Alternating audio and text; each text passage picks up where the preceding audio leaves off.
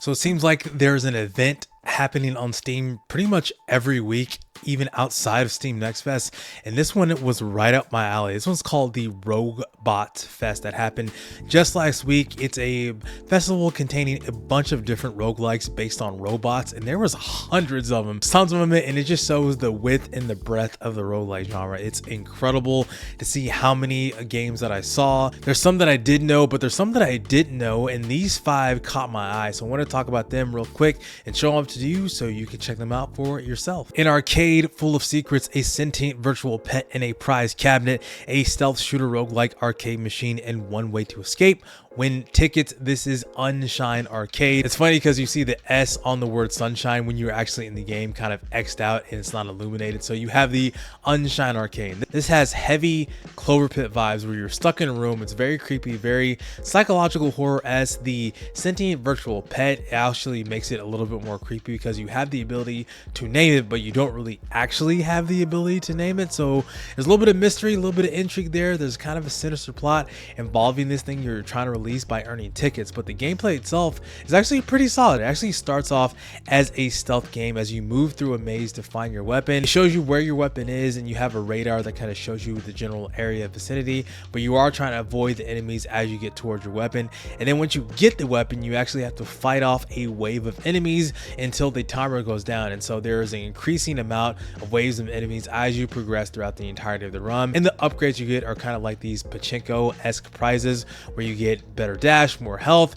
better weapons, all that stuff that you find in a roguelike. And you also win tickets as you defeat different enemies to also unlock permanent upgrades or feed it to that little sentient virtual pet that's hatching a particular sinister plot. I don't really know, and you'll have to figure it out for yourself when you actually play the game. So that's pretty interesting. So it's a solid game.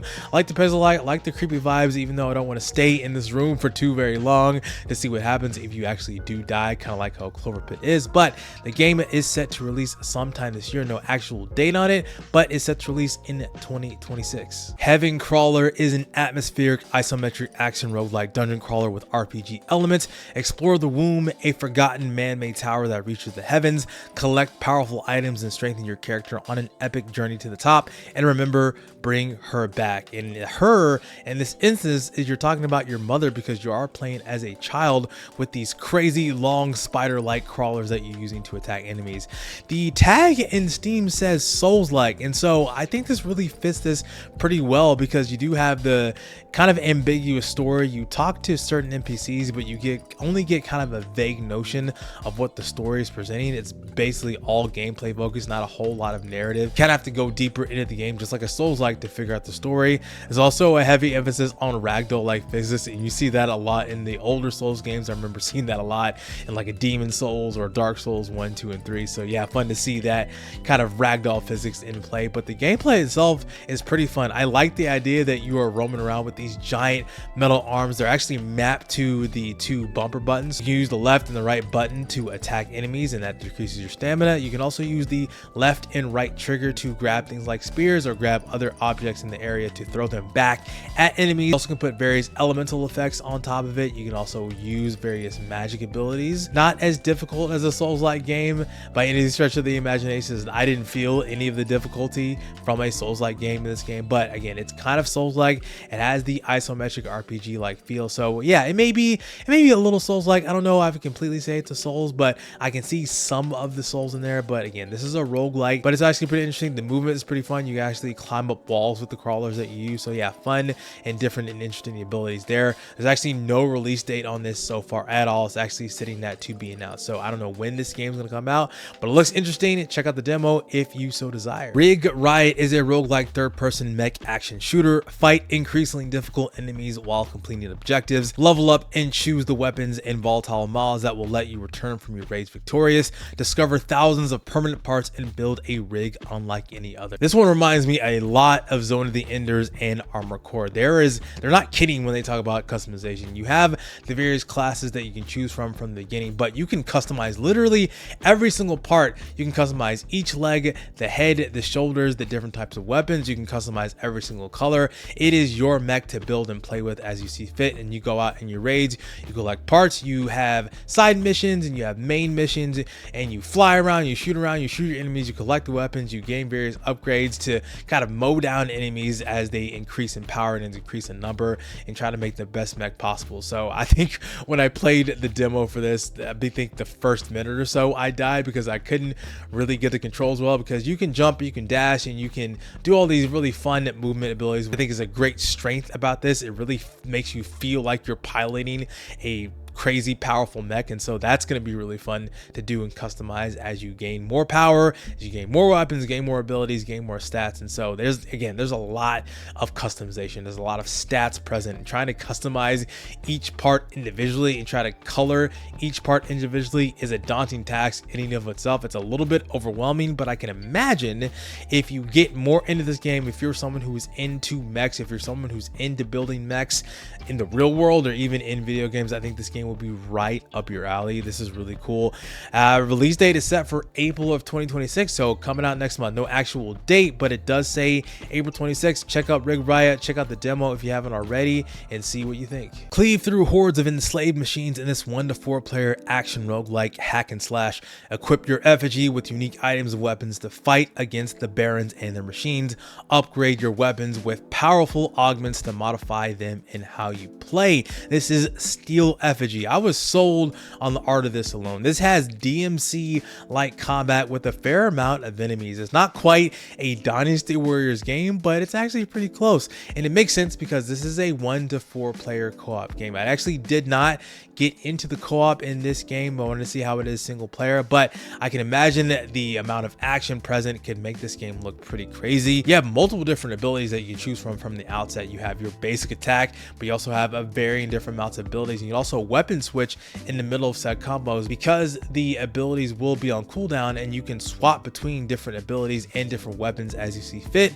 And then once you clear a wave of enemies, you can upgrade one weapon or upgrade another and use that for different elemental abilities as well. So yeah, there's a lot going on in Steel Effigy, but I will say that the performance on this game, at least from the time I played the demo, is a little bit lacking. I felt the game was a little bit buggy in some areas. I didn't feel like the punchiness of what I was expecting with this game. I do see the vision. I didn't really check the controls. I should have done that, honestly, to see if the buttons can be remapped, because you basically have everything on the shoulder and bumper buttons. I didn't really get a sense of having to do anything on the face buttons, but maybe you can change around the controls as you see fit.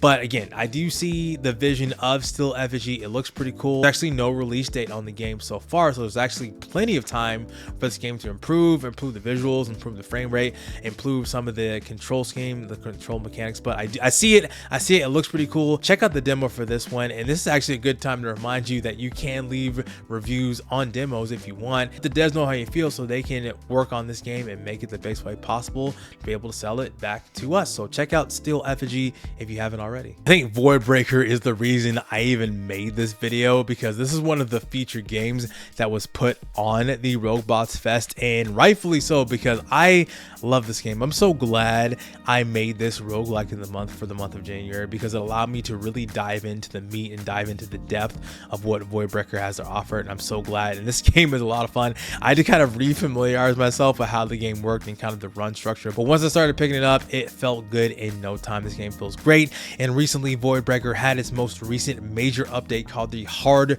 Reset Update. Actually, it didn't reset any progress. It doesn't reset progress.